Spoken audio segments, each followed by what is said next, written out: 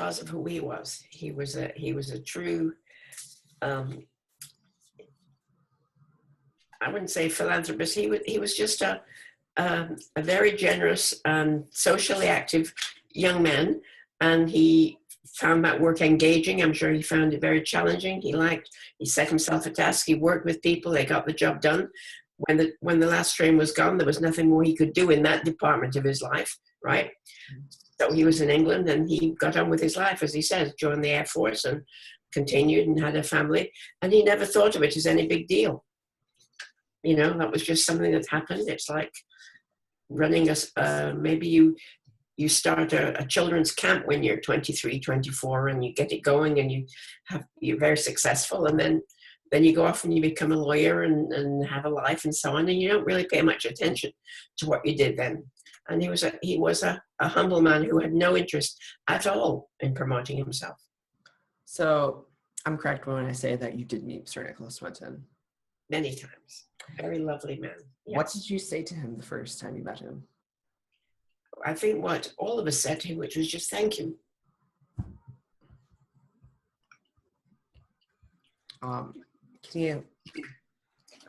We had a good time visiting. He had a lovely house and great garden, and he was like the best of anybody's grandparent or father. He was very open and loving and fun to be with. Great sense of humor. So you were, in somebody's words, you are Sir Nicholas Winton's children. Right. The whole group of us really got to be feeling that he had this huge family. Mm-hmm. Were you able to connect with any of the other children that were saved by Sir Nicholas Winton other than your sister, obviously? Well, my sister got to know a lot of them at the school, of course. Mm-hmm. You know, some of them were there. I didn't do that, but later, in later years, after Nicholas Winton was, in today's language, called outed, right? After we got to know who he was, then I went to conferences, and we went on that train, and we went to his memorial last year, and there were 22 of us there, so I've got to know a few of them, but I'm not really personally well, no. At the time, did you find that the Kindertransport was a big thing, or was it like just another activity that you did as a young person? As a 3-year-old, I think that I didn't really think about it at all. I just, did what I was told, put on a train with my sister, would not understand anything that was going on. So.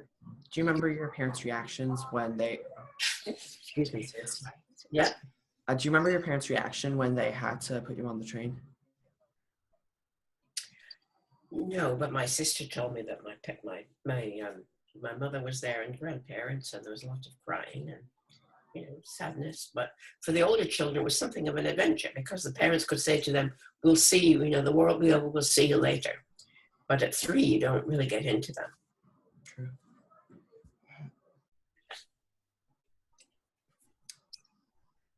So since you were very young when you moved to England, when did you find out that you were one of the 600 children saved by Winton? Not till 50 years later, when there was that TV program that you've seen. That's life. Right, and that my sister was the person. If you look at that program again or see it again, you'll see Nicholas Winton in the front row, and then there's a woman on either side who said, "I'm so and so." Well, the first woman was Vera, and the other woman was my sister. Did you find out about the fact that you were saved through your sister? Say that again, please. Did you find out that you were saved by Winton through your sister initially? I found out that at that time that this was the person who had arranged with other people, of course, but that he was one of the main players, you might say, in arranging those trains. Nobody knew about him until that radio program, TV program.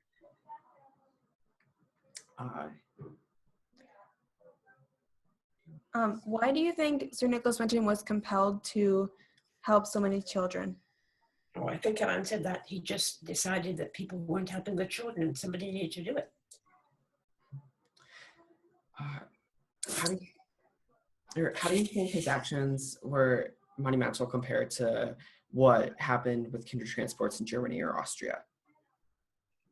Well, I think all the there were some from Germany, Austria, and Poland, actually, and from Gdansk. I don't know anything about those, but I know that there were some, and those children, I think many of them came to the States, but I think those children had to have a sponsor when they got there. Really don't know anything about those other ones. I'm sorry. Uh, why did you move to the United States? Why did I come to the United States? Mhm. Because of my husband's career. Many years later, it had nothing to do with leaving with Czechoslovakia. So, Have you ever been back to Czechoslovakia? Oh, many, many times. Yeah, lots of times. Visiting friends, family, go probably every other year. Oh, okay. uh, Taking my children, has been to see where I was born and where we used to live in Prague and all of those things. so you were not one of the people that lived in the Sudetenlands and had to migrate to Prague? No, we lived in Prague. Uh, do you know how specifically Winton raised money to pay the £50 admittance bond?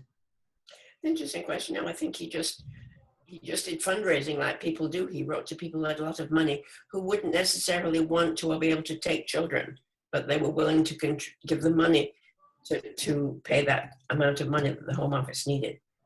So there would be, wealthy people who would say, okay, I'll sponsor 5 kids, 10 kids, or whatever it was kind of a deposit really to make sure we didn't go to work or something. Do you know specifically if there was an organization or person that did sponsor you? Nope.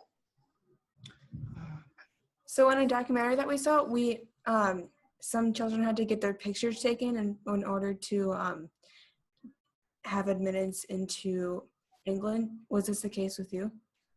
Yes. If I show you some stuff, can you see it? Oh, yes. Yes, I think so. Don't go away. Oh, not at all. I'll be back.